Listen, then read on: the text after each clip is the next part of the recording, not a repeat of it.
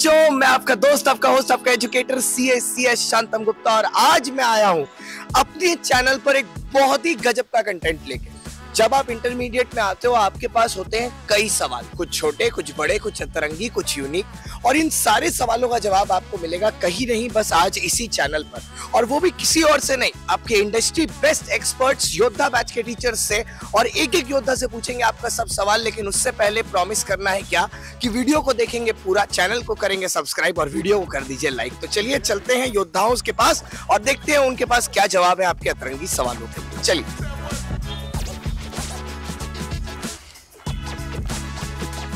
तो भैया, सबसे पहले हम लोग आए हैं अपने अकाउंट्स का, जैसे पेपर पहला होता है तो हम लोग अपने पहले योद्धा के पास आए। कौन है हमारे पहले योद्धा? आज मिलते हैं अकाउंट्स के किंग राकेश कालरा सर से। सर कैसे हैं आप? मैं बहुत बढ़िया सर, आप कैसे हैं? सर बस आपका ही दुआ के चलते हम लोग अच्छे हैं, पर सर आज हमारे पास कुछ सवाल हैं। जी सर। तो क्या हम लोग पूछ सकते हैं? Sure sir, sure. सर सबसे पहला बेसिक सवाल जी, आखिरकार ये सीए इंटरमीडिएट होता क्या है? Sir CA intermediate CA foundation के बाद का सेकंड लेवल है और इसमें दो ग्रुप्स होते हैं, group 1 and group 2, 3 papers each.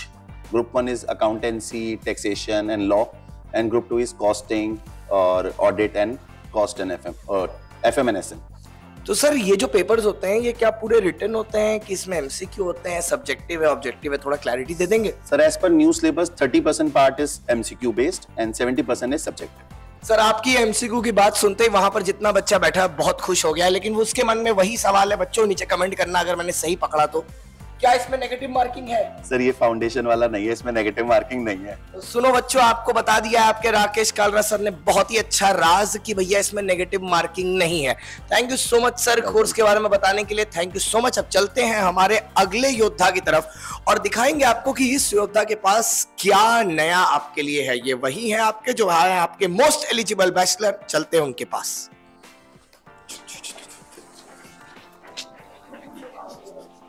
आ गए हम लोग अपने अगले एजुकेटर के पास और ये योद्धा, जैसे कि मैंने आपको बताया, ये कोई और नहीं है हमारे आदित्य शर्मा सर। कैसे हैं आप sir? All good, all good. सब बढ़िया चल रहा है सर? सब बढ़िया sir, all perfect, all perfect. तो सर इस परफेक्ट चीज को और परफेक्ट करने के लिए एक छोटा सा सवाल था आपसे जी। इससे पहले हमारी बात हमारे रॉकी भैया से हुई। अच्छा। रॉकी भैया ने हमें बताया कि 2 ग्रुप होते हैं सीए इंटरमीडिएट में, G1 G2। बिल्कुल। हम हम आपसे ये सवाल पूछना चाहते हैं कि हम एक बच्चे हैं, एक ग्रुप देना है कि 2 ग्रुप देना है? सर देखिए, सवाल तो ये होना चाहिए कि भैया बोथ ग्रुप क्यों नहीं देना है, तो आपको तैयारी तो बोथ ग्रुप की ही करनी चाहिए, माइंडसेट ही वैसा रखना चाहिए। सिलेबस देखिए, सीए का सिलेबस टफ नहीं है, कंट्रोवर्शियल स्टेटमेंट नहीं बोल रहा बच्चों, सीए का सिलेबस टफ नहीं है, बहुत वास्ट रहता है। तो आप लोगों को तैयारी वही माइंडसेट से करनी चाहिए बोथ ग्रुप के, और बोथ ग्रुप के बेनिफिट्स भी हैं, मैं आपको बताता हूँ। पहला है कि आप रैंक स्कोर कर सकते हो, रैंकर्स के तो बेनिफिट बहुत ज्यादा है। दूसरा, सेट ऑफ का बेनिफिट, जिन बच्चों को सेट ऑफ नहीं पता मैं बता देता हूं, अगर आपके एक ग्रुप में मार्क्स कम पड़ रहे हैं, एग्रीगेट नहीं बन रहा है, तो भी आप लोग बना सकते हैं, बोरो कर सकते हैं। और तीसरा, आप अपनी आर्टिकलशिप स्टार्ट कर सकते हैं बोथ ग्रुप करने पर ही। तो it is all about mindset, हमें बोथ ग्रुप की प्रिपरेशन करनी चाहिए। एक और स्टेटमेंट इसमें मैं कहना चाहूंगा कि हमारी प्रिपरेशन कितनी होती है हम एग्जाम से पहले डिसाइड करके एग्जाम फॉर्म में एक ग्रुप या बोथ ग्रुप सिलेक्ट कर सकते हैं, बट प्रिपरेशन हमेशा बोथ ग्रुप की होनी चाहिए। सर ऐसा मेरा मानना था, मैं अपना पर्सनल थॉट आपके साथ शेयर करता हूँ।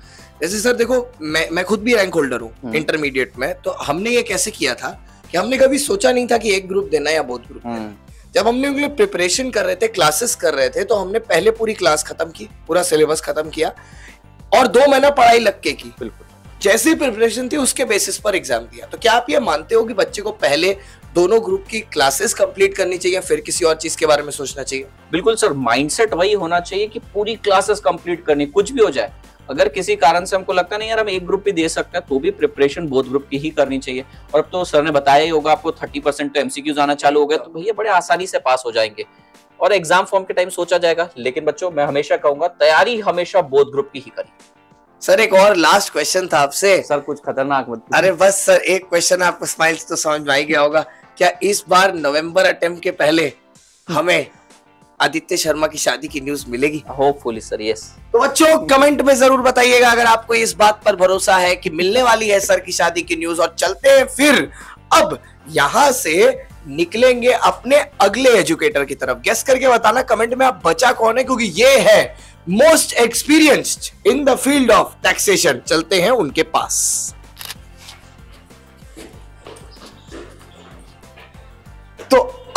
हम लोग पहुंच गए हैं अपने उस एजुकेटर के पास जिनको आपको गेस करने बोला था नीचे कमेंट में।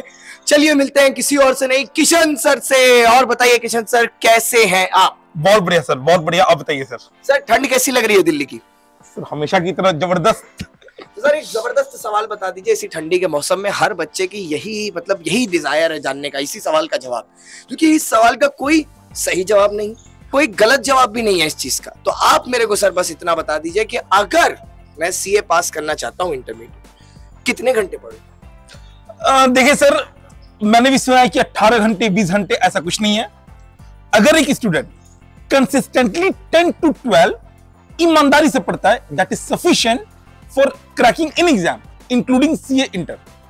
सर आपने 10 to 12 आवर्स तो बोला, तो सर ये 10 to 12 आवर्स क्लासेस इंक्लूड करके कि आप सेल्फ का बता रहे हो, थोड़ा सा ये क्लैरिफाई कर देंगे? सर आई बिलीव कि 8 आवर्स की क्लासेस होनी चाहिए, फिर 4 आवर्स की उसकी रिवीजन होनी चाहिए, और जब अंतिम के 2 महीने में सेल्फ स्टडी होता है तब ये 12 आवर्स 1-2 घंटा ऊपर या नीचे। ओके सर, तो ये रैंक लाने के लिए कोई अलग जड़ी बूटी खानी पड़ती है कि ऐसे ही हो जाता है? देखिए सर, कोई भी रैंक होल्डर कोई भी काम एक्स्ट्रा ऑर्डिनरी नहीं करता है, इट जस्ट दैट वो काम को कंसिस्टेंटली करता है। तो मैं सर मानता हूं कि 4 शॉर्टकट से मेरे पास एक TCWG से T for timely completion of syllabus, कि आप टाइम पे स्टार्ट करें कोचिंग, जो भी आप क्लासेस लें, मेक श्योर कि उसमें आपके ICI स्टडी मैट, आपके RTP, MTP and past year ये सब कवर्ड हो और ये अगस्त एंड तक समाप्त हो जाए।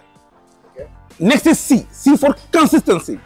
अब कंसिस्टेंसी 2 चीजों में, एक तो जो लेक्चर्स है वो कंसिस्टेंट होना चाहिए, बच्चा कोई बैकलॉग ना हो, एंड कंसिस्टेंट रिवीजन होना चाहिए। ऐसा ना हो कि हम केवल क्लास ले रहे हैं और फिर पुराना भूलते जा रहे हैं। तो class revision, class revision. Then आता है W is for written practice. Sir हमें सबको पता है ICI मार्क्स देगा लिखने के लिए, ना कि पता होने पर। तो रिटन प्रैक्टिस बहुत इंपॉर्टेंट है, प्रेजेंटेशन बहुत इंपॉर्टेंट है। क्लास में मैं बहुत सारा कराता हूं, स्टूडेंट उसका आधा भी कर ले, that is more than sufficient. And G4 sir goal oriented. ये जो सर सफर है अगले 9 मंथ्स का, कई सारी डिस्ट्रैक्शंस आएंगी, कई सारे और भी फैक्टर्स आएंगे, मेजॉरिटी बच्चे इसमें भटक जाते हैं, बट जो बच्चा अपने लक्ष्य के प्रति एकदम डेडिकेटेड है, गोल ओरिएंटेड है सर, उसका हो जाता है। हमने भी रैंक ऐसे ही लाए थे, बाकी बच्चे भी ऐसे ही ला सकते हैं। सर आपने बहुत अच्छे से बताया, लेकिन ये जो आपने जैसे बोला कि डिस्ट्रैक्शन हो जाता है बहुत बार, और अब जैसे कि पता है सर कि योद्धा बैच आप लेके आ रहे हो और उसमें आपको टैक्सेशन पढ़ाओगे, तो सर आप हमको ये बता सकते हैं कि आपके हिसाब से, बिना अपने सब्जेक्ट की तरफ बायस होते हुए, इन 6 सब्जेक्ट में से सबसे ज्यादा फन लविंग कौन सा सब्जेक्ट है, इसमें बच्चे को सबसे ज्यादा मजा आता है? सर देखो बायस नहीं है, बट जो मुझे सबसे इंटरेस्टिंग लगता है, हाँ, मैं वही पढ़ाता हूँ। मैं टैक्स पढ़ाता हूँ। मैं अपने टाइम पे भी मुझे हाईएस्ट मार्क्स इसी में थे। पोस्ट क्वालिफिकेशन भी मेरा जो जॉब एक्सपीरियंस है प्राइस वाटरहाउस कूपर्स PwC के साथ उसी में है। एंड स्ट्रेटेजिक मैनेजमेंट, तो जो मुझे मजा आता है मैं वही पढ़ाता हूँ उसी मजे के साथ। बच्चों आप लोग कमेंट में जरूर से ये बात बता देना कि टैक्स की लॉ, बट हालांकि मैं भी ये बात बोलता हूँ, टैक्स और लॉ दोनों, कोई भी एक नहीं, दोनों। अब किशन सर एक लास्ट सवाल आपसे था, ठीक है? एक्चुअली क्या था कि ये सवाल बहुत लोगों के मन में है और हम लोग एक बहुत ही अच्छे पोजीशन पर हैं एज मेंटर्स एंड गाइड्स ये सवाल का जवाब देने के लिए। तो सर की ऑफलाइन कोचिंग करनी चाहिए या ऑनलाइन कोचिंग करनी चाहिए, आपके हिसाब से क्या सही है? सर देखिए, अगर एक स्टूडेंट केवल डिसिप्लिन मैनेज कर ले, मैंने बोला ना कि अगर वो गोल ओरिएंटेड है, तो अगर वो डिसिप्लिन मैनेज कर ले, देन ऑनलाइन सर बेटर है। कई सारे रीजन है। एक तो सर जो समय है ट्रैवलिंग का वो सेव होता है। दूसरा, आपको अपने शहर को छोड़ने की जरूरत नहीं पड़ती है। आप अपने घर पे बैठे बैठे मम्मी के हाथ के खाना खाते खाते आप आराम से एग्जाम कर सकते हैं। कि कई बार बच्चा दिल्ली आता है, मैं भी आया था, उस दौरान पीजी का खाना, ढाबे का खाना उतना अच्छा नहीं होता है, कई बार बीमार हो जाता है इंसान। तीसरा सर कॉस्ट इफेक्टिव भी है, प्राइस में जो डिफरेंस वो काफी ज्यादा है, अनअकैडमी काफी रीजनेबल है। बस हाँ, ये मैं भी मानता हूं कि डिसिप्लिन एक फैक्टर है। फेस टू फेस में थोड़ा सा डिसिप्लिन बन जाता है, और दो उसके नेगेटिव्स भी हैं, बट ऑनलाइन में बस एक discipline is the key, else online is better. Sir आपने बहुत अच्छी तरीके से सारे डाउट हमारे क्लियर किए। बस सर चैनल पर इसी तरह आप एकदम एक्टिव बने रहना, सारे बच्चों के कमेंट्स और डाउट ऐसे ही सॉल्व करते रहना। Thank you so much sir, thank you so much.